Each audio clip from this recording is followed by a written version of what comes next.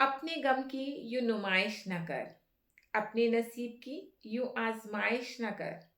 जो तेरा है चलकर खुद तेरे पास आएगा, रोज उसे पाने की ख्वाहिश न कर। आज की कहानी खत्म होते होते आपको ये जरूर समझ आ जाएगा कि जो आपका है या जो आपके लिए है वो आप तक जरूर पहुंचेगा। तो कहानी शुरू करते हैं। एक किसान फलों की टोकरी लेकर, सेब की टोकरी लेकर एक मठ के दरवाजे तक पहुंचा। दरवाजा खटखटाया। अंदर से एक साधु बाहर आए। साधु को वो सेब की टोकरी देते हुए बोला कि ये सेब मैं आपके लिए लेकर आया हूँ। इस बार बाग में बहुत अच्छे फल आए हैं, तो मैंने सोचा कि सबसे पहले ये आपको भेंट करके आऊं। तो साधु ने कहा, नहीं नहीं, मुझे इन फलों की जरूरत नहीं है। तुम एक काम करो, तुम महंत जी को ये सेब दे दो, वो मुझसे बड़े हैं, तो यही ठीक रहेगा। पर किसान ने कहा, नहीं, ऐसा नहीं है। मैं जब भी किसी विपदा में था, जब भी मुझे कोई कष्ट हुआ, मेरी फसल अच्छी नहीं हुई या मेरे बाग में फल अच्छे नहीं आए, तो आप वो पहले व्यक्ति थे जो मेरी मदद के लिए आते थे। तो मैं तो ये सेब आपके लिए ही लाया हूँ और ये सेब मैं आप ही को दूंगा, आगे आप जाने। तो वो सेबों की टोकरी उस साधु ने रख ली। जब सेब देखे तो सेब वाकई में बहुत ही अच्छे थे।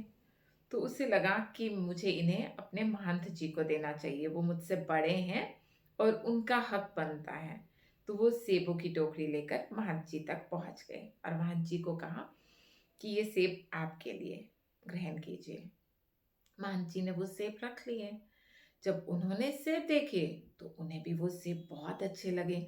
उन्होंने कहा कि ये तो वाकई में बहुत अच्छे बाग के सेब मालूम होते हैं। तो उनके आश्रम में, उनके मठ में एक बाबा जी थे।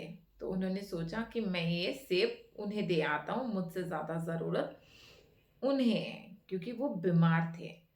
तो वो सेब की टोकरी ली और उन बीमार बाबा जी के पास लेकर चले गए और उन्हें कहा कि ये मैं आपके लिए लेकर आया हूँ, आप इन्हें खाएंगे तो आपकी सेहत भी जल्दी से ठीक हो जाएगी। तो वो बाबा जी ने सेब रख लिए। अब जब सेब देखे तो उन्हें भी वही उनका भी वही अ, था कि ये तो सेब बहुत अच्छे हैं और मैं क्या करूँगा इन्हें खा के।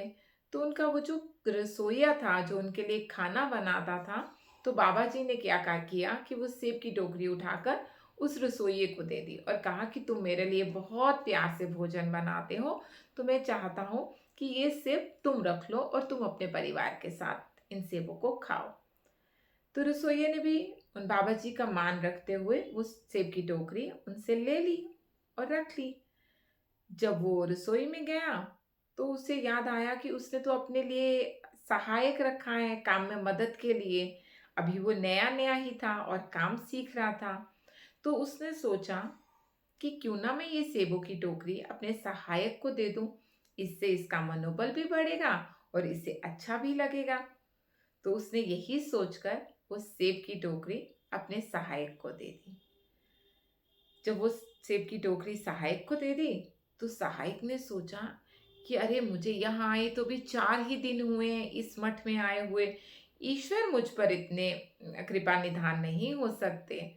तो ये मेरे लिए नहीं है। मैं ऐसा करता हूँ, ये सेब की टोकरी वो जो साधु है ना, जो सुबह सुबह रोज दरवाजा खोलते हैं, मैं उन्हें दे आता हूँ। सबसे पहला हक तो उन्हीं का बनता है, क्योंकि वो बहुत अच्छे हैं। सुबह सुबह जब सब लोग सो रहे होते हैं तो सबसे पहले वो मठ का दरवाजा खोलते हैं, हमारा आवभगत करते हैं, हमें प्रेम से बिठाते हैं। तो ये सेब की टोकरी तो शायद उन्हीं के लिए आई है, तो मैं उन्हीं को दे आता हूँ। और वो दौड़कर उनके पास गया और सेब की टोकरी उस साधु को दे दी। जैसे ही सेब की टोकरी उस साधु ने अपने हाथों में ली तो वो मुस्कुराए। तो उन्हें तो पता था कि ये सेब की टोकरी उन्हीं के लिए आई है और उन्हीं तक वापस पहुंच भी गई। तो यकीन रखिए, जो आपके लिए है आप तक जरूर पहुंच जाएगा। व्यर्थ चिंता मत कीजिए। मैं भी करती थी, छोड़ दिया है, आप भी छोड़ दीजिए। आपका दिन मंगलमय हो।